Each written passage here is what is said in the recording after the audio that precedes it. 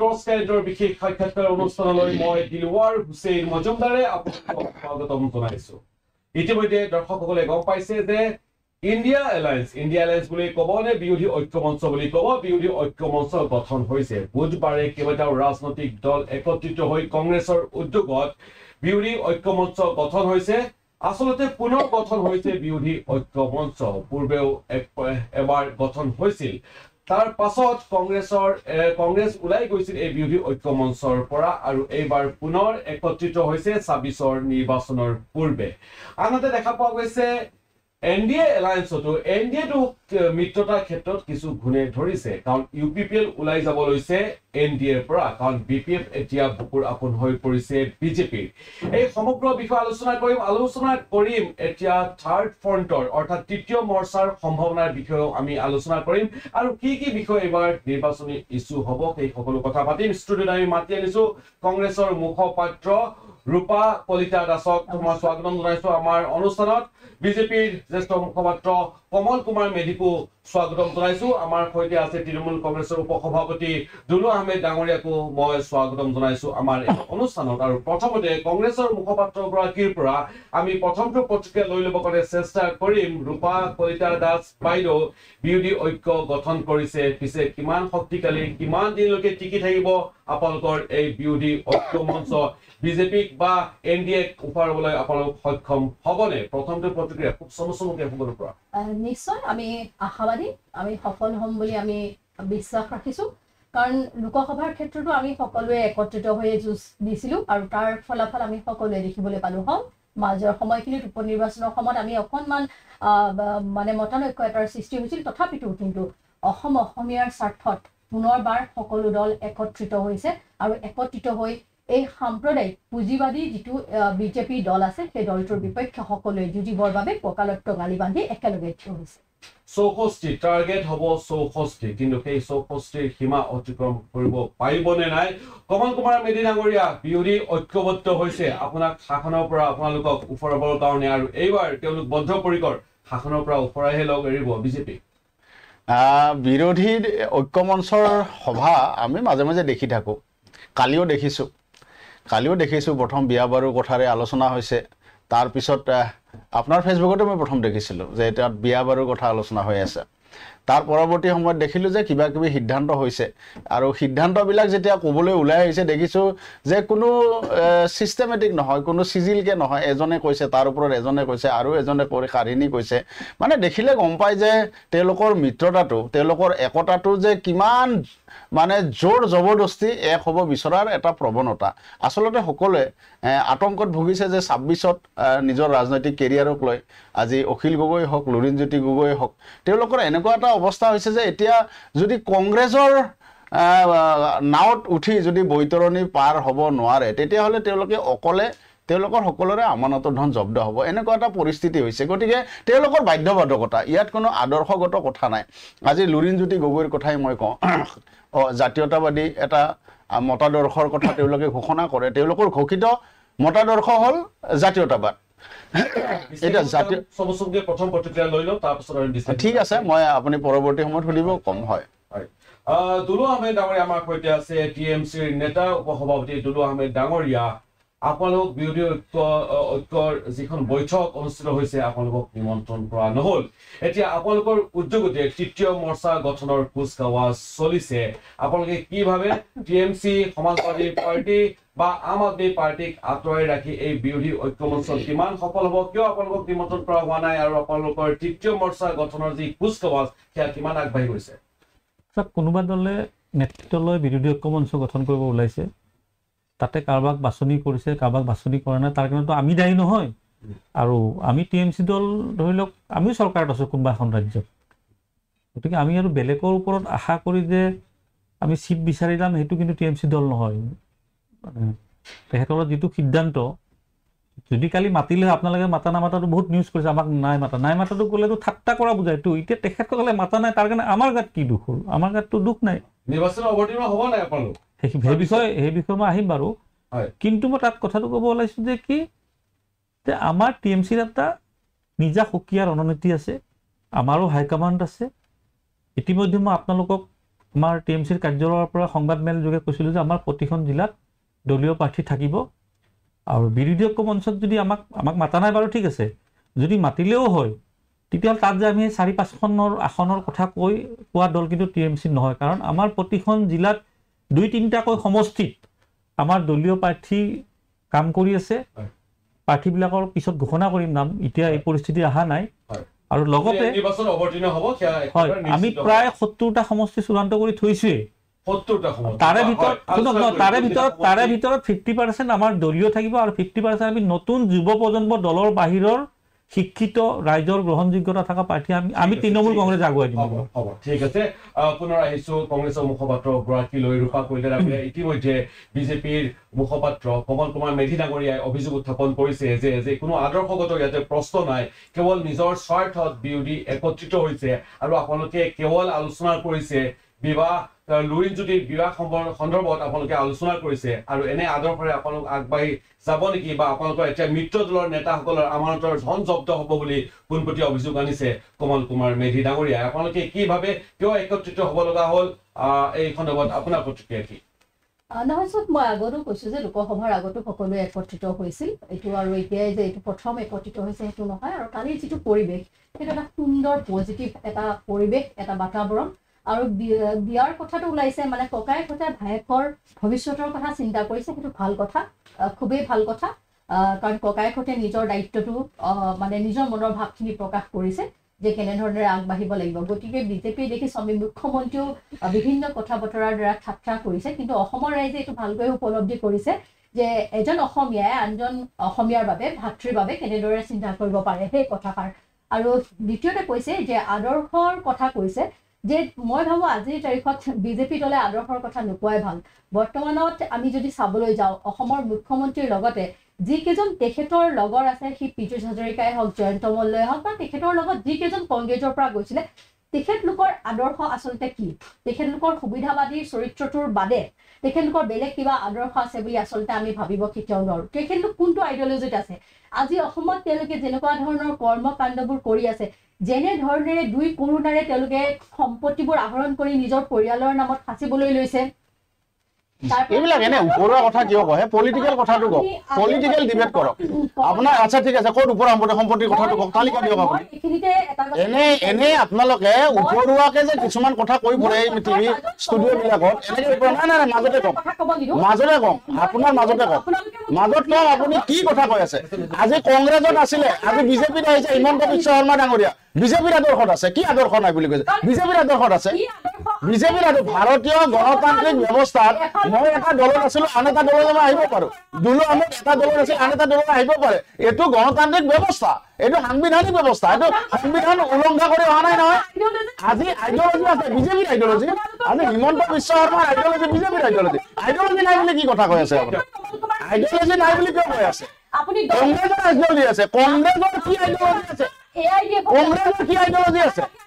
কংগ্ৰেছৰ কি আইডিঅলজি আছে? কংগ্ৰেছৰ আইডিঅলজি কি আছে কওক? বিজেপিৰ আইডিঅলজি এটা আদৰ্শগত দল, বিজেপি এটা আদৰ্শগতভাৱে শক্তিশালী দল। কংগ্ৰেছৰ কি আদৰ্শ আছে? কংগ্ৰেছৰ কি আদৰ্শ আছে? কংগ্ৰেছৰ কি আদৰ্শ আছে কওক? বিজেপিৰ আদৰ্শ এটা ৰাষ্ট্ৰীয়তাবাদী আদৰ্শৰে বিজেপিয়ে ভাৰতবৰ্ষত আমাৰ আলোচনাখিনি সফল হ'ব, সকলোৰে নিজৰ নিজৰ আদৰ্শ। আদৰ্শ নাই বুলি কৈছে হিমন্ত বিশ্ব শৰ্মা, আদৰ্শ নাই বুলি উত্তৰ দিব। বিজেপিৰ আদৰ্শটো হিমন্ত বিশ্ব শৰ্মাৰ আদৰ্শ, বিজেপিৰ যিটো আদৰ্শ হিমন্ত বিশ্ব শৰ্মাৰ আদৰ্শ। কথা মানি ল'ম নেকি? মিছা কথা ভুল কথা এটা ক'লে মানি ল'ম নেকি? সেইটো নহ'ব, এটা নহ'ব। ডিবেট মানে এনেকুৱা নহয় মিছা কথাৰে মানুহক বিভ্ৰান্ত কৰিব।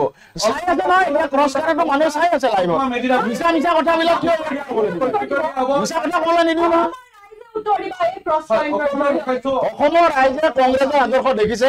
মই কৈছো আজি লুৰিণজ্যোতি গগৈ, মোক ক'বলৈ দিয়া, লুৰিণজ্যোতি গগৈ কি যুক্তিত জাতীয়তাবাদী বুলি কয় কংগ্ৰেছৰ লগত অসম আন্দোলনত 855 শ্বহীদ কৰা সেই দলটো কেনেকে যায়? আজি জাতীয়তাবাদী দল এটাই বামপন্থীৰ লগত কেনেকে যায়? জাতীয়তাবাদী বামপন্থা দুটা কেনেকে যায়? কেনেকে একলগ হয়? আদৰ্শৰ কথা ক'বলৈ আহিছে, কিহৰ আদৰ্শৰ কথা ক'বলৈ আহিছে? হিমন্ত আদৰ্শ নাই আমাৰ বিজেপি আদৰ্শ আপোনাৰ কি আদৰ্শ আছে আপুনি কি আদৰ্শ আছে আপোনাৰ আপুনি কোনে চিনি পায় অসমত আপোনাৰ কি আদৰ্শ আছে আপুনি কি আদৰ্শ আছে আপোনাৰ আজি বিজেপি মই বিজেপিৰ বিপক্ষত বিজেপিৰ আদৰ্শ মোৰ আদৰ্শ বিজেপিৰ আদৰ্শ মোৰ আদৰ্শ বিজেপিৰ আদৰ্শ মোৰ আদৰ্শ কথা ক'বলৈ নোৱাৰিব বিজেপিৰ আদৰ্শ কমল কুমাৰ মেধি ডাঙৰীয়া আপুনি আদৰ্শবিহীন চূড়ান্ত সুবিধাবাদী এজন কমল ব্যক্তি কুমাৰ মেধি ডাঙৰীয়া মই মিউট কৰিছো আপোনালোকৰ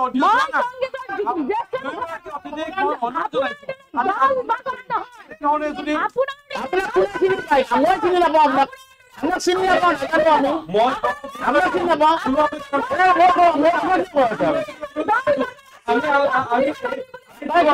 আপুনি কোন হয় আপোনাক কোনে চিনি পায় অসমত আপোনাক কোনে চিনি পায় অসমত আপুনি হিমন্ত বিশ্ব শৰ্মাৰ আদৰ্শ নাই বুলি কৈছে হিমন্ত বিশ্ব শৰ্মাৰ আদৰ্শ নাই বুলি কৈছে মই অনুৰোধ জনাইছো ব্যক্তিগত আক্ৰমণ নকৰিব আপুনি ব্যক্তিগত আক্ৰমণ আৰম্ভ কৰিছে ব্যক্তিগত আক্ৰমণ নকৰিব আপুনি কোন হয় ব্যক্তিগত আক্ৰমণ নকৰিলে আপুনি কোন হয় ব্যক্তিগত আক্ৰমণ নকৰিব ব্যক্তিগত আক্ৰমণ নকৰিব ইয়াত যুক্তি সহকাৰে ৰাজনৈতিক বিবেক কৰক ইয়াত ৰাজনৈতিক বিবেক কৰক আপোনাৰ ইয়াত ব্যক্তিগত আক্ৰমণ কৰিলে আপোনাৰ ছোৱালী দেৱালৈ ক'ব পাৰোঁ আপোনাৰ বিষয়ে ক'ব পাৰোঁ আপোনাৰ বিষয়ে ৰূপা কলিতা মই যদি ব্যক্তিগত আক্ৰমণ কৰোঁ আপুনি মুখ খুলিব নোৱাৰিব আপুনি মুখ খুলিব নোৱাৰিব আপুনি মুখ খুলিব নোৱাৰিব ব্যক্তিগত আক্ৰমণ কৰি আছে মই যদি ব্যক্তিগত আক্ৰমণ আপুনি মুখ খুলিব নোৱাৰিব ব্যক্তিগত আক্ৰমণ নকৰিব আপুনি কিমান পানীৰ মাছ আপুনি কিমান পানীৰ মাছ আপুনি কিমান পানীৰ মৌকে আপুনি সুবিধাবাদী কৈছে আপুনি কিমান পানীৰ মাছ আপুনি ব্যক্তিগত আক্ৰমণ কৰিলে আপুনি আপুনি ইয়াত কথা ক'ব নোৱাৰিব কথাই ক'ব নোৱাৰিব ব্যক্তিগত আক্ৰমণ কৰিলে আপুনি কথাই ক'ব নোৱাৰিব ৰাইজে দুয়োগৰাকীক দেখা ব্যক্তিগত আক্ৰমণ কৰি কথা ক'লে এইটো ৰাজনৈতিক বিভেদ ইয়াত ৰাজনৈতিক বিভেদ হ'ব ব্যক্তিগত আক্ৰমণ কৰিব আপোনাৰ কথা কম নেকি আপোনাৰ কথা কম আপুনি কোন হয় মই চাই আছে দুয়োগৰাকী অতিথিক মই ক্ষান্ত হ'বৰ কাৰণে অনুৰোধ জনাইছো তেওঁলোকে এনেধৰণৰ আলোচনাৰ কোনো ফল নধৰে যদি আমি ষ্টুডিঅ'ৰ মজিয়াটো এনেধৰণে এজনে আক্ৰমণ ইমান ওপৰলৈ গৈ ব্যক্তিগত আক্ৰমণ কৰে কি ব্যক্তিগত আক্ৰমণ কি কাৰণে কৰিব নকৰিব ব্যক্তিগত আক্ৰমণ আপোনাৰ কথা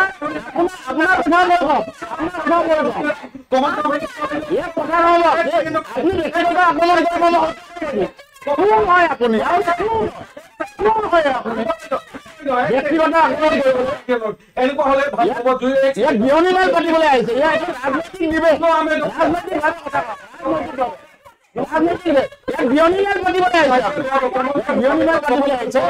কমলদা ৰূপা বাইদেউ ৰাইজে বেয়া পাব কাৰণ মোৰ অনুষ্ঠানত এনেধৰণৰ অনুষ্ঠান হোৱাটো ৰাইজৰ কাৰণেও কেতিয়া মংগল নহব ৰাইজেও কেতিয়া ভাল নাপাব নিশ্চয়কৈ এই অনুষ্ঠানৰ পৰা কাৰো লাভ নহব সুফল নহব মই দুলুহামী ডাঙৰীয়া কাষলৈকে যাব বিচাৰিছো দুলুহামী ডাঙৰীয়া গোটেই পৰিৱেশটো অলপ উত্তপ্ত হৈ পৰিল আপোনাৰ পৰাই জানিব খুজিম যে আগন্তুক 2026 নিৰ্বাচনক লৈ যিহেতু এই মুহূৰ্তত আপোনালোক বিৰোধী ঐক্য মঞ্চত চামিল হোৱা নাই বিশেষকৈ তৃণমূল কংগ্ৰেছ কিধৰণে আগবাঢ়িব আজি আপোনালোকৰ নেত্ৰী সুস্মিতা গোস্বামী ডাঙৰীয়ানীৰ সৈতে ক্ষমা কৰিব সুস্মিতা দেৱ ডাঙৰীয়ানীৰ সৈতেও আমি আলোচনা কৰিছিলো তেওঁ কৈছে যে ইলেকশ্যনত বা নিৰ্বাচনত প্ৰতিদ্বন্দ্বিতা কৰাটো এক প্ৰকাৰ নিশ্চিত তৃতীয় মৰ্চা যদি গঠন হয় কেনেধৰণৰ ৰাজনৈতিক আদৰ্শৰে গঠন হ'ব কোন থাকিব তাতে এতিয়াও যিহেতু কোনো এটা মৰ্চাত ইআইডিএফ নাই ইআইডিএফ থাকিবলৈ নাই এই বিষয়ে চমুকৈ দৰ্শকক জ্ঞাতাৰ্থে জনাবৰ কাৰণে অনুৰোধ জনাইছো কাৰণ আমাৰ আলোচনাৰ পৰা দৰ্শকসকলে দুটামান কথা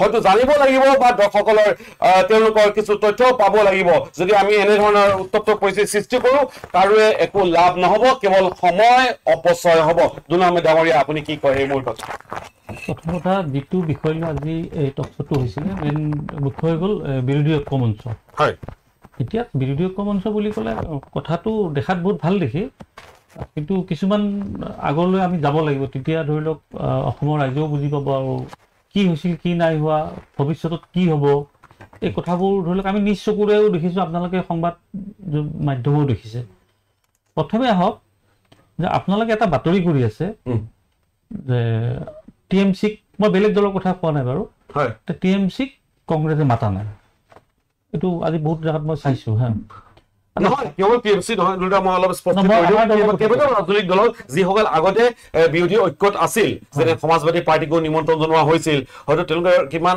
আসনৰ কথাটো পিছত আহিব বুজাবুজি কথাটো কিন্তু এই মুহূৰ্তত আপুনি কি ক'ব খুজিছে মই কিন্তু আমাৰ দলৰ কথাটোৱে কৈছোঁ যে লাষ্ট 2 মাহ মানৰ পৰা মই সম্পূৰ্ণ ৰাজনৈতিক খেলৰ পৰা আঁতৰি আছিলোঁ আপোনালোকে গম পায় মোৰ চাব মোৰ কোনো এটা ষ্টেটমেণ্ট পলিটিকেল ষ্টেটমেণ্ট নাই জুবিন গাৰ্গৰ ইস্যুটোত আপুনি খুব ওতঃপ্ৰোতভাৱে লাগি আছে তাত মই কোনো ধৰণৰ মই দুলু আহমেদ মোৰ পলিটিকেল ডেজিগনেশ্যন দিয়া নাই তথাপি যদি যিহেতু এটা ৰাজনৈতিক দলত আছে নিৰ্বাচন ওচৰত ধৰি লওক সেইটো দলটো আগুৱাই নিব লাগিব তাততো আৰু মোৰ এতিয়া কালিবা যিটো বাতৰি ওলাইছে TMCক মাতা নাই আম আদমি পাৰ্টিক মাতা নাই সমাজবাদী পাৰ্টি মাতা নাই এতিয়া 16টা নে 18টা দলৰ পৰা এতিয়া 8টা হৈছে এতিয়া মাতা নাই বুলি কৈছে মোক দুএষাৰ সুধিব মইতো ক'ব লাগিব এতিয়া প্ৰথম আহক আমি TMC দলটো হৈ গলো এটা চৰকাৰ থকা দল ইয়াতে যে কোনোবাই প্ৰচাৰ কৰে এইটো বঙালী পাৰ্টি অমুক পাৰ্টি এইবিলাক পাৰ্টিৰ কোনো ধৰ্ম জাতি নাথাকে পাৰ্টিয়ে যদি পাৰ্টি ধৰ্ম জাতিৰ ধৰ্ম থাকে তেতিয়াহ'লে মোৰ উত্তৰটো অলপ বেলেগ ধৰণৰ হ'ব সেইবিলাক বিতৰ্ক মই যাব খোজা নাই মই BJPকো ক'ব লাগিব কংগ্ৰেছকো ক'ব লাগিব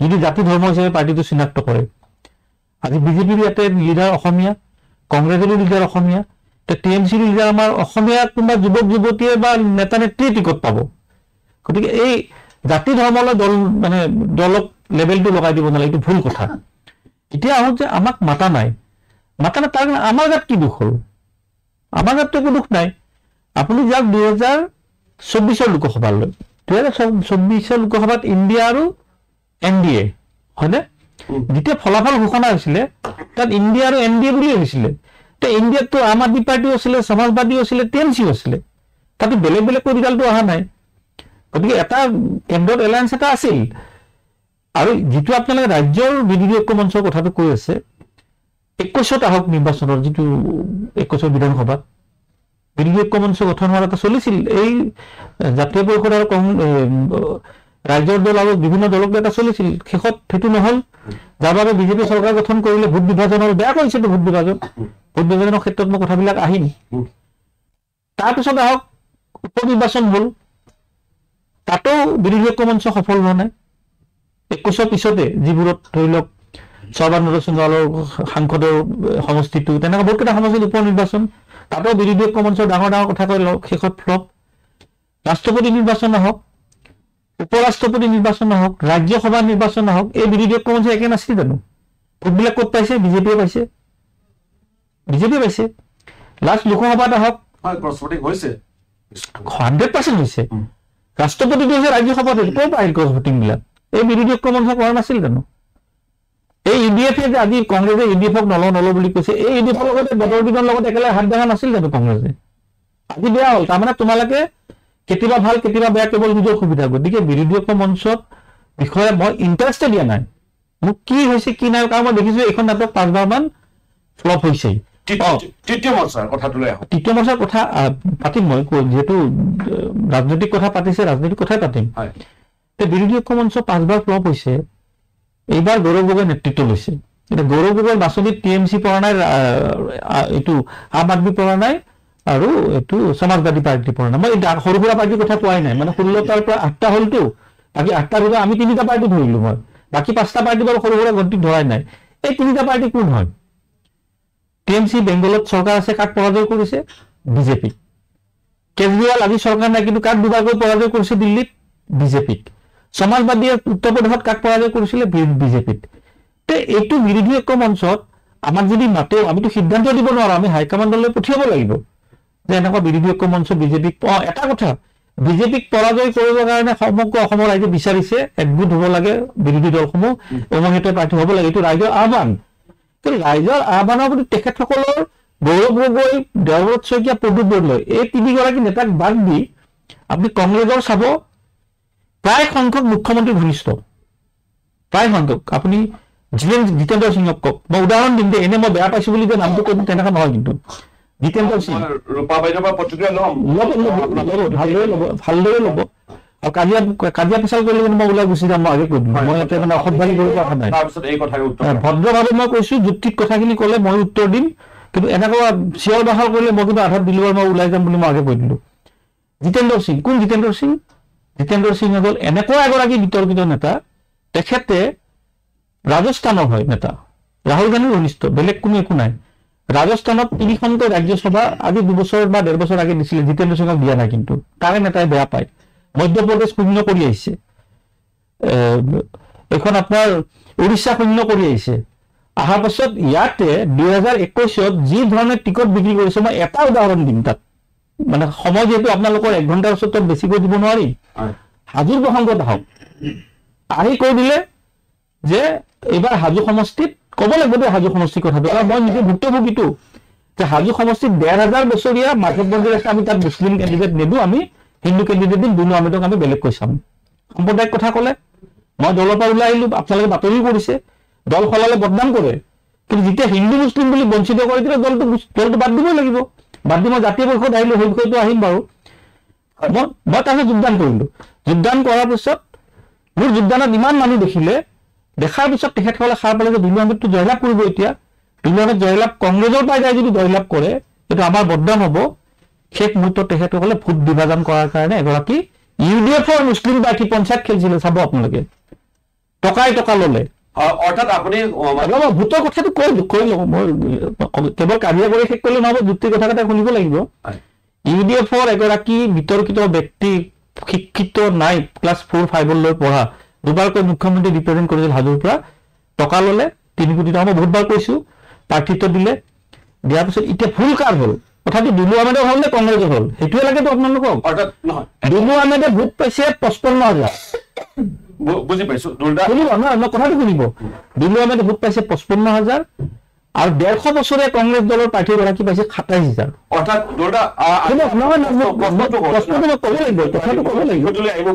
মোৰ বিষয়টো আহিব, এইবিলাক কথা মোৰ বিষয়ত উত্থাপন হবই। 27 আৰু 55 সেইখিনি ধৰি লওক, মই কংগ্ৰেছত থাকিলে সেইখিনি কংগ্ৰেছৰ ভোট আছিলে, মই জয়লাভ কৰিলো। চিটটো কাক দিলে? মুখ্যমন্ত্ৰীৰ কাষৰ চিট এটা বিজেপিক দি দিলে নে নাই টকাৰে? তেনেকুৱা বহুত উদাহৰণ আছে।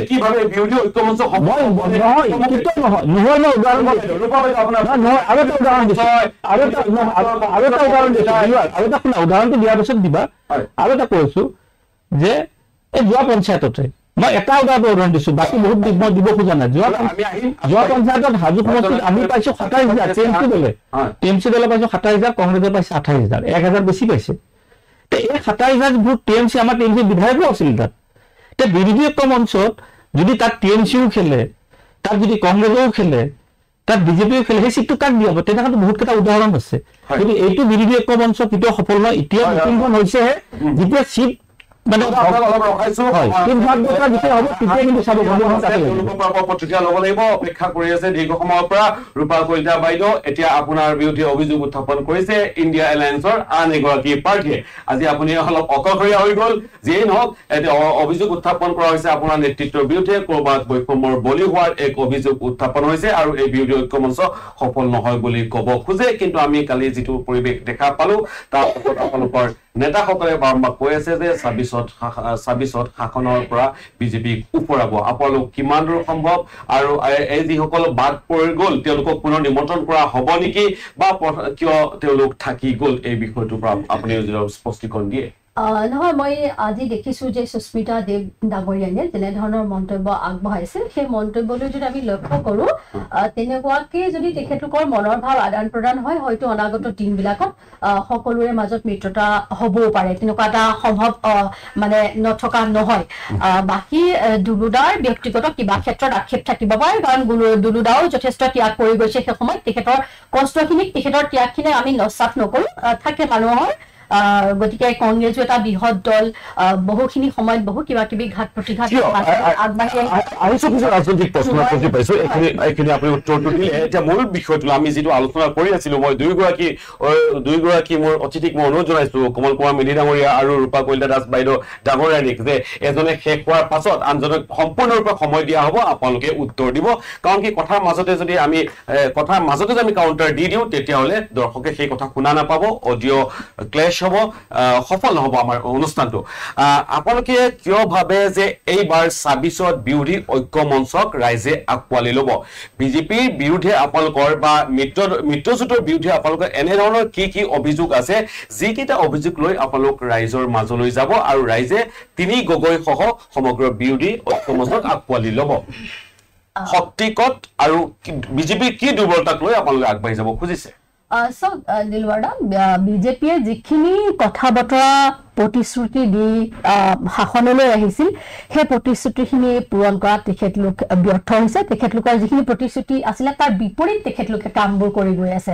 আৰু অসমীয়া জাতিক সুৰক্ষা কবচ তেওঁলোকে প্ৰদান কৰিম বুলি কৈছিলে, 6 জনগোষ্ঠীক জনজাতিকৰণ কৰিম বুলি কৈছিলে, প্ৰত্যেক বছৰে 2 লাখকৈ চাকৰি দিম বুলি কৈছিলে, আৰু এনেকুৱা অজস্ৰ কথা তেওঁলোকে কৈছিলে। বানপানী সমস্যাক ৰাষ্ট্ৰীয় সমস্যা হিচাপে ঘোষিত কৰিম বুলি কৈছিলে।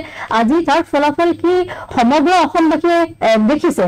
আৰু আপুনি এতিয়া আমাৰ যে গোটেই মানে মিত্ৰতাৰ ক্ষেত্ৰত কৈছে, বিৰোধী ঐক্যৰ কথা কৈছে, যে আমি যদি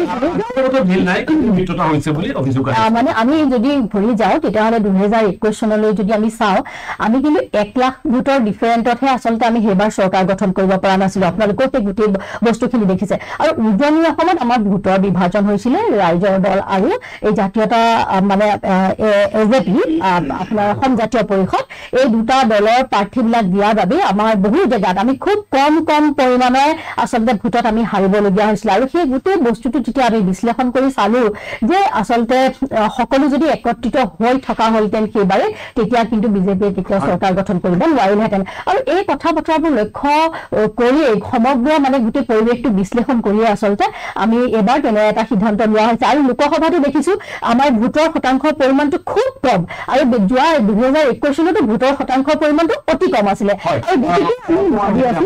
আমি সফল হ'ম আৰু নিশ্চয় হ'ম। কমল কুমাৰ মেধি ডাঙৰীয়াৰ পৰা, কমল কুমাৰ মেধি ডাঙৰীয়া কংগ্ৰেছৰ মুখপাত্ৰগৰাকীয়ে কৈছে আপোনালোকে ভিজন ডকুমেণ্টত, অৰ্থাৎ যিবোৰ প্ৰতিশ্ৰুতি আপোনালোকে দিছিল সেই প্ৰতিশ্ৰুতি পালন কৰিব পৰা নাই, আৰু সেই বিষয়সমূহ লৈ তেওঁলোক ৰাইজৰ মাজলৈ যাব, বিৰোধী ৰাইজৰ মাজলৈ যাব, আৰু ৰাইজে তেওঁলোকক আকোৱালি ল'ব বুলি দাবী কৰিছে। আচলতে কংগ্ৰেছৰ বিৰোধীৰ বিশেষ ইছ্যু নাই বিজেপিৰ বিৰুদ্ধে। এটা ভুল কথা কৈ দিলে যে কংগ্ৰেছ মানে বিজেপিৰ আমাৰ কি প্ৰতিশ্ৰুতিবিলাক পূৰণ কৰা নাই। 1 লাখ চাকৰি দিম বুলি কৈছিল, 2 লাখতকৈ ওপৰত চাকৰি আজিও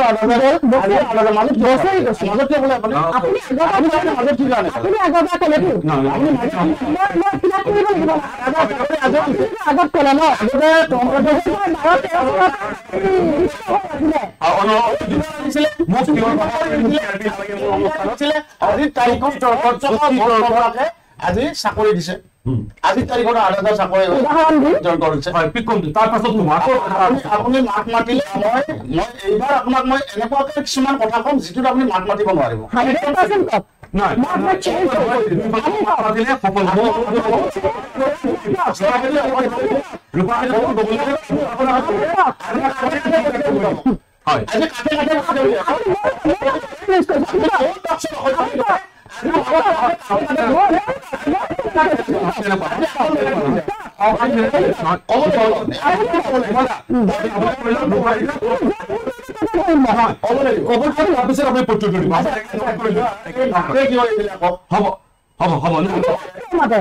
কি কাৰণে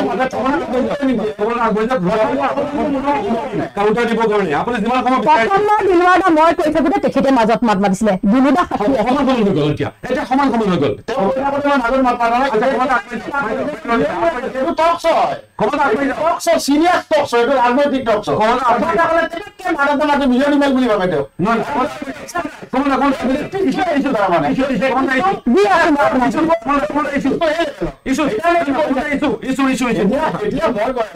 বিৰোধী যিটো একতা, এই একতাটো কেনেকে হব? এই বিৰোধী একতাটো আপুনি চাব অখিল গগৈ ডাঙৰীয়া মাজতে দেখিছিলো যে অখিল গগৈ ডাঙৰীয়া কি কৰে বিৰোধী প্ৰতিশ্ৰুতিৰ কথা আছে, এইখিনি সম্পূৰ্ণ নক তাৰপিছত আদৰ্শলৈকে আহিম। কথাটো চিজিলকে ক'বলৈ সুযোগটো দিয়া নাই নহয়, আৰু আনিছে এনেকুৱা পেনেলিষ্ট। এতিয়া আপুনি কলে যে আমি 1 লাখ চাকৰিৰ কথা কৈছিলে, 2 লাখ পাৰ হৈ গ'ল, আৰু 1 টকা ঘোষ নিদিয়াকে চাকৰি পাইছে মানুহে। আপুনি জাতি মাটি ভেটি সুৰক্ষাৰ কথা কৈছে, আজি 1,30,000 বিঘা মাটি আজি বেদখল মুক্ত হল। আজি সত্ৰত বেদখল মুক্ত কৰাৰ কথা কৈছিলে, আমাৰ প্ৰতিশ্ৰুতি আছিল সত্ৰ আজি বেদখল মুক্ত হৈছে আৰু আছে কাম আৰু কৰি আছে এটা এটাকে প্ৰতিশ্ৰুতি পালন কৰিছে আজি প্ৰশাসন নিকা কৰাৰ কৰিছিলে 100% নিকা কৰিবলৈ এনেকুৱা এটা গেলাই থৈ যোৱা 60 বছৰৰ চৰকাৰে এনেকুৱা কংগ্ৰেছে গেলাই থৈ যোৱা সিস্টেম এটা অলপ টাইম লাগিব কিন্তু তাৰ মাজতে যথেষ্টখিনি প্ৰশাসন নিকা কৰা হৈছে চাকৰি বাকৰি দিয়াৰ ক্ষেত্ৰত আজি নিকা ব্যৱস্থা হৈছে একদম এপিএসসি আজি একদম সুন্দৰভাৱে আজি গাঁৱৰ আটাইতকৈ দুখীয়া ল'ৰাটো চোকা ল'ৰা ছোৱালীয়ে আজি এপিএসসি পাব পৰা এটা পৰিস্থিতি হৈছে প্ৰতিটো প্ৰতিশ্ৰুতি পালন কৰিছে হয় তাৰ মাজত দুই এটা কোনোবা এটা থাকিব পাৰে সেইখিনি আমি আৰু সময় আছে আৰু তাৰ পৰৱৰ্তী সময় পৰৱৰ্তী কাৰ্যকালত হ'ব এটা আপোনাৰ কথাটো নেক্সট উত্তৰটো দিয়ে আজি আদৰ্শগত মই যে কৈছিলো প্ৰথম কথাটো বুজি পাব লাগিব নহয় আদৰ্শগত এই যিটো এলায়েন্স এইটো আদৰ্শগত এলায়েন্স হয় নে নহয় লুৰিণজ্যোতি গগৈ আগতে কৈ আছিল আমি কোনো ৰাষ্ট্ৰীয় দলৰ লগত এলায়েন্স নকৰোঁ ৰাষ্ট্ৰীয় দল তেওঁ ৰাষ্ট্ৰীয় দলৰ লগত এলায়েন্স কৰি এমপিও খেলিলে হাৰিলে সেইটো বাদ দিয়ক এতিয়া যে তেওঁ কৈছে তেওঁৰ ঘোষিত আদৰ্শ জাতীয়তাবাদ আৰু এলায়েন্স কৰিছে অসমৰ জাতীয়তাবাদী আন্দোলনক আটাইতকৈ বেছি মুখিমূৰ কৰা পাৰ্টিটো হ'ল কংগ্ৰেছ আজি ভাষা আন্দোলনে চাওক আপুনি মাধ্যম আন্দোলনে চাওক সুধানাগাৰ আন্দোলনে চাওক তাৰ পৰা অসম আন্দোলনটো আটাইতকৈ ডাঙৰ আন্দোলন আছিলে 855 জন শ্বহীদ হৈছে বহুত মানুহ ঘূণীয়া হৈছে এই গোটেই আন্দোলনটোৰ গোটেই মুখিমূৰ কৰা অসমীয়া ডেকা ল'ৰাক শ্বহীদ কৰা পাৰ্টিটো আছিল কংগ্ৰেছ চৰকাৰ আছিল কংগ্ৰেছ গতিকে সেই কংগ্ৰেছৰ লগত জাতীয়তাবাদী অসমীয়া জাতীয়তাবাদী বুলি কোৱা পাৰ্টিটোৱে এতিয়া এলায়েন্স কৰিব গৈছে এতিয়া আদৰ্শগত ভিত্তি কি আছে 2 নম্বৰ কথাটো হ'ল যে অখিল গগৈ ডাঙৰীয়া মাজতে দেখিছিলোঁ যে বিৰোধী ঐক্য মঞ্চত তেওঁ মুখপাত্ৰ পাতি দিছিলে আমি সংবাদ মাধ্যমতে দেখিছোঁ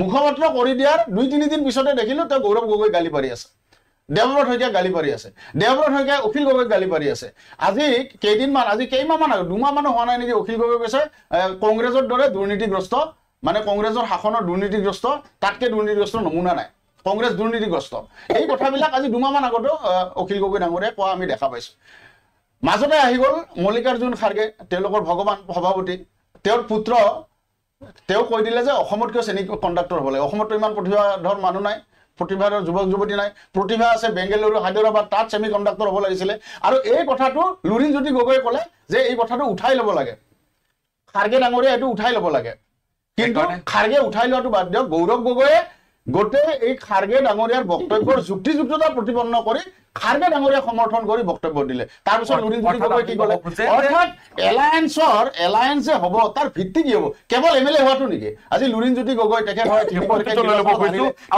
এমএলএ হ'বৰ কাৰণে এলায়েন্স কৰিব অখিল গগৈ ডাঙৰীয়া যোৱাবাৰ খেলিলে এইবাৰ যোৱাবাৰ জিকিলে এইবাৰ তেওঁৰ সিটটো সুৰক্ষিত কৰিবৰ কাৰণে এলায়েন্স কৰিব এইটো কিবা শুভ মিত্ৰতা নেকি এইটো অশুভ মিত্ৰতা ইয়াৰ কোনো ভিত্তি নাই মই এটা কথা মাজতে শেষ কৰি থৈ যাওঁ বহুতে এই ক্ষেত্ৰত উদাহৰণ দিয়ে অসম গণ পৰিষদৰ বহুতে নাজানি কথাটো কয় অসম গণ পৰিষদৰ জাতীয়তাবাদৰ ভেটি হয় কিন্তু অসম গণ পৰিষদৰ মানে যিটো মূল পৰিকাঠামো হৈছিলে কেতিয়া পটভূমিটো তৈয়াৰ হৈছিলে অসম আন্দোলন সদ্য অসম ছাত্ৰ সন্থাই কৰিছিলে আৰু সেই সময়ত অসম আন্দোলনত আটাইতকৈ ডাঙৰ ভূমিকা কোনে লৈছিলে সেই সময়ত বিজেপিয়ে অটল বিহাৰী বাজপেয়ী ডাঙৰীয়াই তেতিয়া সংসদত পাৰ্লিয়ামেণ্টত অসম আন্দোলনটো উত্থাপন কৰিছিলে গোটেই ভাৰতবৰ্ষৰ প্ৰধান চিটিবিলাকত বিজেপি নেতৃত্ব এলকে আদৱানী ডাঙৰীয়াকে ধৰি অটল বিহাৰী বাজপেয়ী তেওঁলোকে সংবাদ মেল দি অসম আন্দোলনটো বাহিৰত প্ৰতিষ্ঠা কৰিছিলে অৰ্থাৎ অসম আন্দোলনতে এটা পটভূমি তৈয়াৰ হৈছিল বিজেপিৰ লগত অসম আন্দোলন যেটো আজি অবৈধ ক্ষেত্ৰত আমি যিটো ব্যৱস্থা লৈ ল'ব অসম অবৈধ অনুপ্ৰৱেশৰ ক্ষেত্ৰত আমি যে ব্যৱস্থা লৈছো এই গোটেই কথাখিনি এটা আদৰ্শ ভিত্তি অসম গণ পৰিষদৰ প্ৰতিক্ৰিয়া দিব আৰু তাৰ পাছত মই দুলু আহমেদ ডাঙৰীয়াৰ কাষলৈকে যাব বিচাৰিম বাইদেউ খুব চমুকে যি আদৰ্শগত মিল নাই বুলি কৈছে তেওঁ প্ৰতিশ্ৰুতি সম্পূৰ্ণ পূৰণ হোৱা বুলি সম্পূৰ্ণ নহলেও বেছি সংখ্যক প্ৰতিশ্ৰুতি পূৰণ হোৱা বুলি কমল কুমাৰ মেধি ডাঙৰীয়াই কৈছে আৰু আপোনালোকৰ সেই এলায়েন্সৰ কোনো আদৰ্শগত কোনো প্ৰশ্ন নাই বুলি পুনৰ আদৰ্শক লৈ প্ৰশ্ন উত্থাপন কৰিছে প্ৰথম কথা হ'ল তেখেতৰ প্ৰশ্নকেইটাৰ উত্তৰ দিবলৈ মোক অকণমান সময় লাগিব নিশ্চয়কৈ অলপ সময় পাব তেখেতে সেমি কণ্ডাক্টৰৰ কথা ক'লে তেখেতে আন্দোলনৰ কথা ক'লে চাকৰিত টকা লোৱাৰ কথা ক'লে আদৰ্শগত কথাটো ক'লে প্ৰথম মই আদৰ্শগত কথাটো ক'ব ওলাইছো এটা সময়ত মাননীয় মুখ্যমন্ত্ৰী মহোদয়ে বিপিএফৰ হাগ্ৰামা মহিলাই কৈছিলে যে তেখেতক জেললৈ পঠিয়াব বুলি সেই কথাটো সকলোৰে মনত আছে তাৰপিছত তেখেতলোকে ইউপিপিএলৰ লগত মিত্ৰতা কৰিলে আৰু এবাৰ ইউপিপিএলৰ অৱস্থা কি হৈ গ'ল আপোনালোকে দেখিলে এতিয়া ইউপিপিএল তেওঁলোকৰ লগ এৰিব বিচাৰি আছে আৰু বিপিএফ এতিয়া বুকুৰ কেতিয়া লগ এৰিলে গতিকে এৰিব নেকি এটো এটা প্ৰেডিকচন হপন নেকি মই নাজানো আমাৰ এনডিআৰ অংশ কমলদা কৈ ল'ব দিয়ক কৰিবলৈ UPFL UG Urkhao Barma UG Barma ডাঙৰীয়াই কৈছে যে 26ত অকলে নিৰ্বাচনত অৱতীৰ্ণ হ'ব বুলি UPFL বিভিন্ন সময়ত নেতৃত্ব দিয়ে এতিয়া তেওঁলোক NDA পৰা ওলাই নাহে বুলি স্পষ্ট কৈছে এতিয়ালৈকে আছে 26লৈকে আছিলে 26 থাকিব পাৰে 26 আছিলে যিজন ব্যক্তিক তেখেতে জেললৈ পঠিয়াম বুলি ভয় ভাবুকি খুৱাইছিল বা আজি সেইজনৰ লগতে তেখেতলোকে মিত্ৰতা কৰিছে আৰু তেখেতৰ দলটোৰ এজনক তেখেতলোকে মানে মন্ত্ৰিত্বত বাবু দিছে গতিকে ৰাজনীতি হৈছে এনেকুৱা ধৰণৰ কথা 2 নম্বৰ তেখেতে সেমিকন্ডাক্টৰৰ কথা ক'লে যে মল্লিকাৰ্জুন খৰ্গে ডাঙৰীয়াৰ পুত্ৰ সেই কৰ্ণাটক চৰকাৰখনৰ এজন মন্ত্ৰী হয় তেখেতে এই কথাটো কৈছিল যে তাত এটা ইকোসিস্টেম আছে সেমিকন্ডাক্টৰৰ বাবে আৰু ইয়াৰ আমাৰ বিশেষকৈ উত্তৰ পূবৰ ল'ৰা ছোৱালীখিনি কিন্তু তাতেই জব কৰি আছে তাত গোটেই ইকোসিস্টেমটো থকাৰ সত্ত্বেও একমাত্ৰ কংগ্ৰেছৰ চৰকাৰ হোৱাৰ বাবে তাত এই সেমিকন্ডাক্টৰ নিদি ইকোসিস্টেম নথকা গুজৰাট অথবা অসমত যে সেমিকন্ডাক্টৰ দিলে সেইটোত লৈ তেখেতে আপত্তি কৰিছে আৰু তেখেত কৰ্ণাটকৰ এজন মন্ত্ৰী হিচাপে সেই বিভাগৰ মন্ত্ৰী হিচাপে তেখেতে কৰিব পাৰে তাত আমাৰ ক'বলগীয়া আমাৰ দিলৱাৰ দা মই মাজত মাত মতা নাই এতিয়া অসমৰ ৰাইজে কমসে কম দেখি আছে তো অসমত আমি সেমিকন্ডাক্টৰ হ'ব নালাগে বুলি আমি কেতিয়াও কোৱা নাই আৰু সেইটো আপোনালোকৰ গৌৰৱ গগৈ সমৰ্থন কৰিছে মই অসমৰ ৰাইজলৈ এৰিলো আপোনালোকে এই কথাবিলাক বিচাৰ কৰিব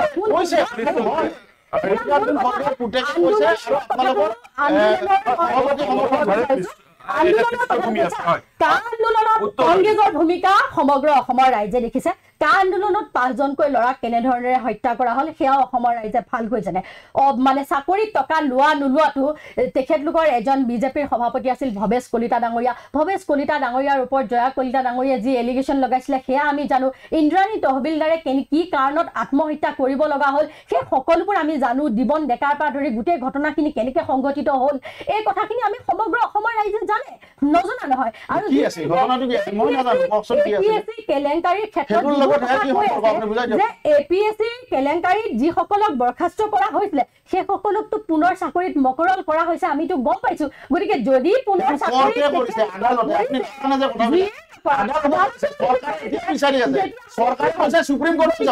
কথাটো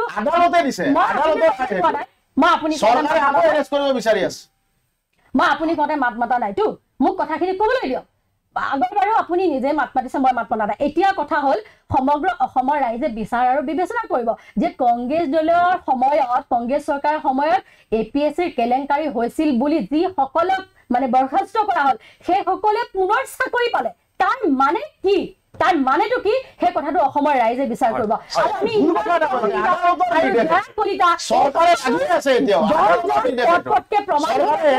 তেওঁলোকে এই চাকৰিৰ সময়ত টকা লোৱাটো সত্য আৰু আমাৰ হাতত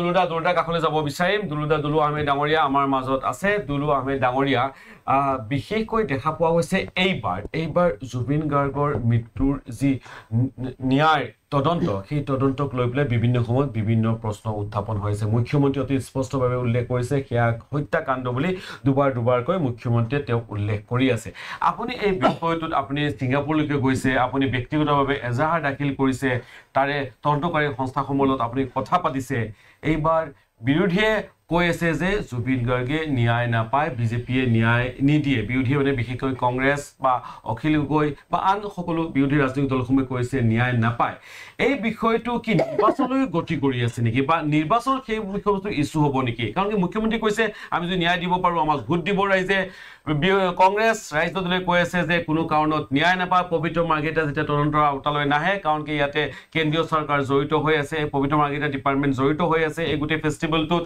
এনে ধৰণৰ অভিযোগ আনিছে সেয়া মোৰ অভিযোগ নহয় দুলু আহমেদ ডাঙৰীয়া আপুনি ওতঃপ্ৰোতভাৱে জড়িত থকা এগৰাকী ব্যক্তি হিচাপে এই সন্দৰ্ভত আপুনি কি মন্তব্য কৰে এই জুবিন গাৰ্গৰ যিটো হত্যাৰ গোচৰ আৰু মই তেতিয়াৰ পৰা মই তাৰ আগৰখিনি বাৰু বিতৰ্কখিনি অসমৰ ৰাইজে গোটেই গম পায় মই ছিংগাপুৰৰ বিষয়খিনি প্ৰেছৰ পৰা কৈ আছোঁ মই তাত গোচৰ দিলোঁ সেইবিলাক বিষয়ে মই ক'লোঁ দ্বিতীয়বাৰো মই গ'লোঁ আৰু মই প্ৰতিটো কথা অসমৰ ৰাইজক অৱগত কৰি আছোঁ ছ'চিয়েল মিডিয়া দি হওক বা সংবাদ মাধ্যম এটা সেইটো ডাঙৰ প্ৰশ্নটো এতিয়া কথা হৈ গ'ল যে অসম যোৱা পৰহি মই এটা মুখ্যমন্ত্ৰীৰ ষ্টেটমেণ্ট এটা চালোঁ তেওঁ কৈছে মই কোৱা কাম কৰি দেখাম 8 তাৰিখে তেওঁ কিবা চাৰ্জশ্বিটৰ কথা ক'লে অহা 8 ডিচেম্বৰ যে অসমৰ ৰাইজে গম পাই যাব যে মই কি কৰিলোঁ মই কোৱা কামটো কৰি দেখাম 8 তাৰিখে এটা ডেডলাইন দিছে ডিচেম্বৰ এইটো এতিয়া মই অপেক্ষা কৰিম, কাৰণ কি কাৰণে অপেক্ষা কৰিব লাগিব, মই যিটো গোচৰ দিছোঁ ছিংগাপুৰত সেই গোচৰটোৰ তদন্ত বৰ্তমান চলি আছে, আৰু তদন্ত প্ৰক্ৰিয়া যেতিয়া সম্পূৰ্ণ হ'ব সেইটো কৰোনাৰ আদালতত যাব। মই আজি আকৌ ক'লো দেই ক্ৰছ কাৰেণ্টত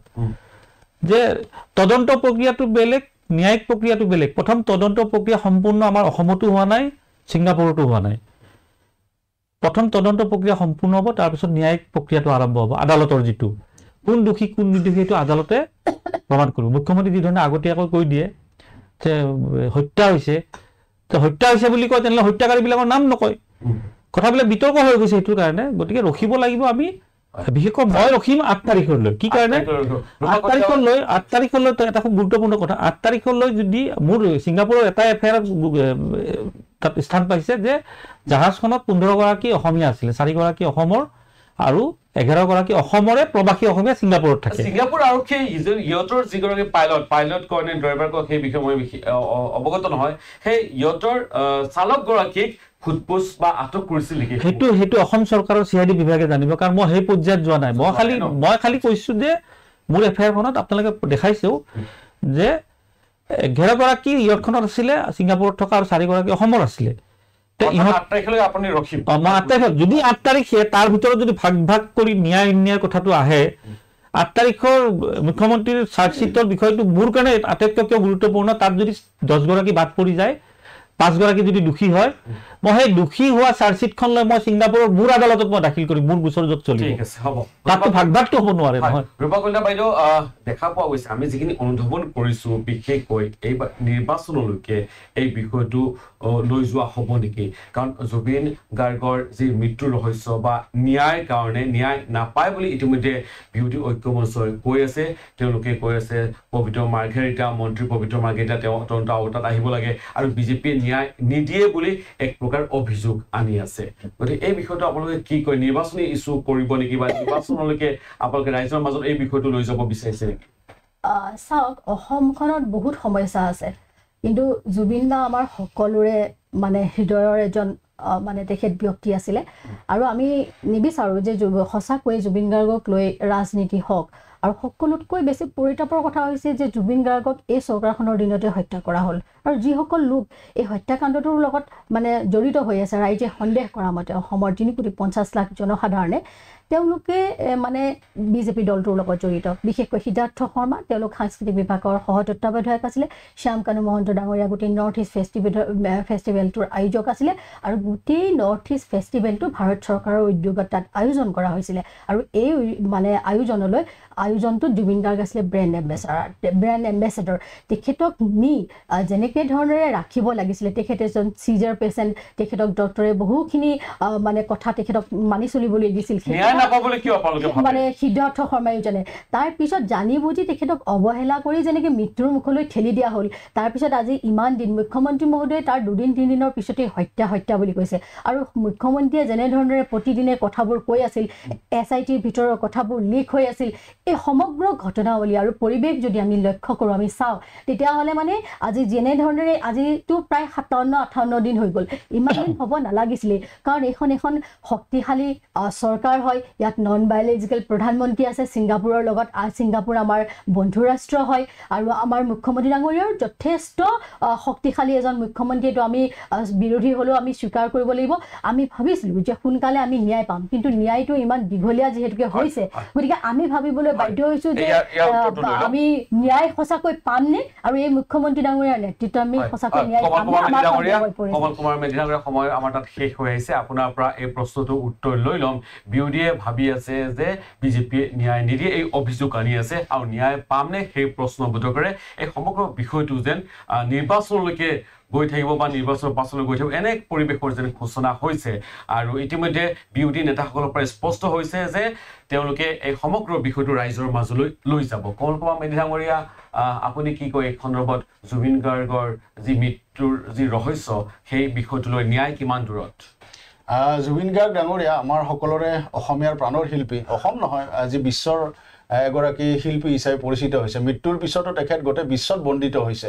গতিকে তেনে এগৰাকী মহান শিল্পীৰ ক্ষেত্ৰত তেওঁৰ মৃত্যুৰ ক্ষেত্ৰত, মৃত্যুৱে বা হত্যা যিটো হ'ব আদালতে ক'ব, যিটো তেওঁ আজি আমাৰ মাজত নাই, এইটোতো সঁচা। গতিকে তেওঁ আমাৰ মাজত নাইকিয়া হৈ যোৱাৰ পিছত আজি প্ৰায় 2 মাহ ধৰি অসমৰ জনতা আৰু দেশৰ জনতা মৰ্মাহত হৈ আছে, দুখত আছে। আৰু সেই সময়ত আমি দেখিছোঁ যে বিৰোধী দলৰ বেছিভাগ নেতা ৰাজনৈতিক উদ্দেশ্যত কেৱল জুবিন গাৰ্গৰ ইছ্যুটো ব্যৱহাৰ কৰিব বিচাৰিছে। সকলোৱে এতিয়া এনেকুৱা হৈছে একোজন ন্যায়াধীশ, সবেই ন্যায়াধীশ। মাত্ৰ মই দুলু আহমেদ ডাঙৰীয়াক ধন্যবাদ জনাইছোঁ এজন অসমীয়া হিচাপে।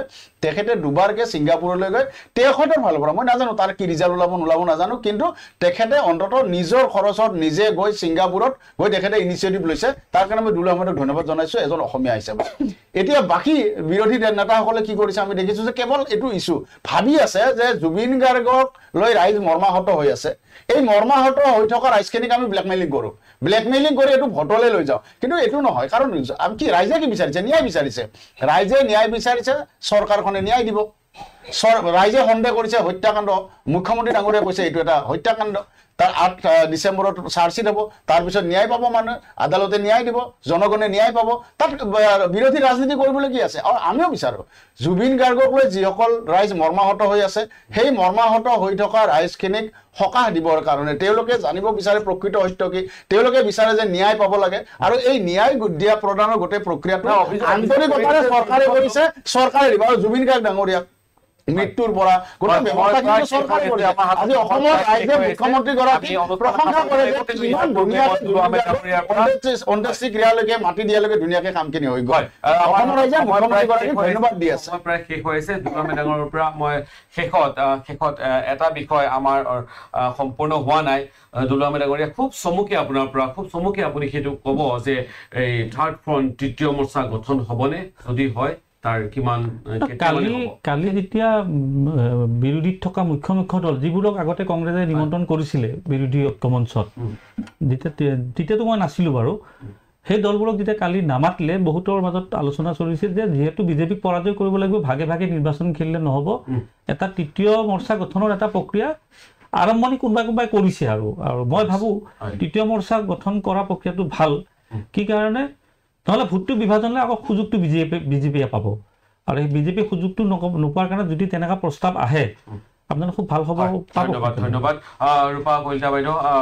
যিহেতু ইতিমধ্যে কৈছে আপোনালোকে ৰাজনীতি কৰিছে আৰু ৰাজনীতি কৰি প্ৰাণৰ শিল্পী জুবিন দাৰ সেই মৃত্যুৰ ঘটনাটো বা যিটো হত্যাকাণ্ড মুখ্যমন্ত্ৰী কয় সেই বিষয়টো আপোনালোকে নিৰ্বাচনলৈকে নিৰ্বাচনী যুঁজখন ইয়াৰ দ্বাৰা আপোনালোকে জয়ী হ'ব খুজিছে বুলি কৈছে।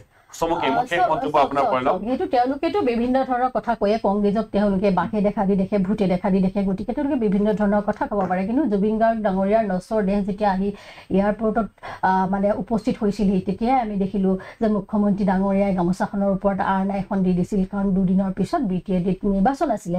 আৰু তাৰপিছতো মুখ্যমন্ত্ৰীয়ে বিভিন্ন সময়ত বিভিন্ন ধৰণে ৰাজনীতি কৰা আমি দেখি আহিছোঁ। তাৰপিছত মুখ্যমন্ত্ৰী ডাঙৰীয়াই কয় আমি বিজেপিয়ে ন্যায় দিম, আমি ন্যায় দিম, কিন্তু ন্যায়ালয়ে দিয়ে। কথাই কম মই ব্যক্তিগতভাৱে হওক, আমি দুলু আহমেদ ডাঙৰীয়াক তেখেতৰ নিজৰ যি প্ৰচেষ্টা তেখেতে লৈছে তেখেতৰ শলাগ আমি সঁচাকৈ নিশ্চয়কৈ দুলু আহমেদ ডাঙৰীয়াক সকলোৱে শলাগ ল'ব। কাৰণ কি ব্যক্তিগত উদ্যোগত ছিংগাপুৰলৈ গৈছে, বাৰম্বাৰ গৈছে, তেওঁ জুবিন দাৰ ন্যায়ৰ কাৰণে তেওঁ যোৱাটো ডাঙৰ কথা নহয়, যোৱাটো চবেই যাব পাৰে, কিন্তু মই তাত গোচৰ দি ৰেজিষ্টাৰ সন্মুখীন হৈছে। হয়, আৰু আমাৰ তাত সময় শেষ হৈ আছে। আমি আলোচনা কৰিছো ৰাজ্যত তৃতীয় মৰ্চা গঠন হ'ব পাৰে নেকি, আৰু ইতিমধ্যে তৃতীয় মৰ্চা গঠন হোৱাৰ সম্ভাৱনা প্ৰকট হৈ আছে। স্পষ্টভাৱে নকলেও কেইবাটাও ৰাজনৈতিক দল আগবাঢ়ি আহিছে তৃতীয় মৰ্চা গঠনৰ বাবে। ইতিমধ্যে বিৰোধী ঐক্য মঞ্চ গঠন হৈছে বুধবাৰে, আৰু বিৰোধী ঐক্য মঞ্চ গঠন হোৱাৰ পিছত বিৰোধী আশাবাদী যে তেওঁলোকে 26ত বিজেপিক ওপৰাই তেওঁলোকে চৰকাৰ গঠন কৰিব পাৰিব। আনহাতে বিজেপিয়ে কৈছে যে আদৰ্শগত পাৰ্থক্য আছে তেওঁলোকৰ মাজত আৰু তেওঁলোক কেতিয়াও সফল নহয়। গতিকে নিশ্চয়কৈ সময়তহে সম্পূৰ্ণ কথা স্পষ্ট হ'ব কোনে শেষ হাই মাৰিবলৈ সক্ষম হয় নিৰ্বাচনত। আৰু ইয়াৰ লগে লগে ষ্টুডিঅ'ৰ পৰা মই দিলৱাৰ হুছেইন মজুমদাৰে বিদায় লৈছোঁ। ষ্টুডিঅ'ত সময় দিয়াৰ বাবে প্ৰতিগৰাকী অতিথি কমল কুমাৰ মেধি ডাঙৰীয়াক, দুলু আহমেদ ডাঙৰীয়াক আৰু ৰূপা কলিতা দাস ডাঙৰীয়াক মই ধন্যবাদ জ্ঞাপন কৰি ষ্টুডিঅ'ৰ পৰা মই বিদায় লৈছোঁ। আপোনালোকে চাই থাকিব দি ক্ৰছ কাৰেণ্ট। সামৰিছোঁ, ধন্যবাদ।